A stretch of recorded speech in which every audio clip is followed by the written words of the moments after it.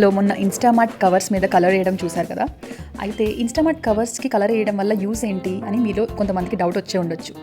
ఆ Instamart covers colour వేసిన లోటస్ని cutout తీసి ఇలా గ్రీటింగ్ కార్డ్స్ తయారు చేయించాను పిల్లలతోటి.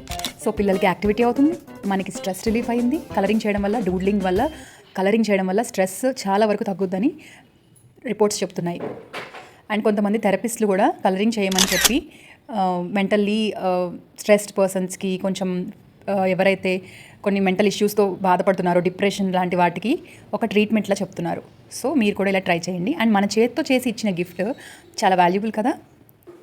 మీరు చేయండి, పిల్లలతో చేయించండి, మీ లవ్డ్ పర్సన్స్కి గిఫ్ట్గా ఇవ్వండి.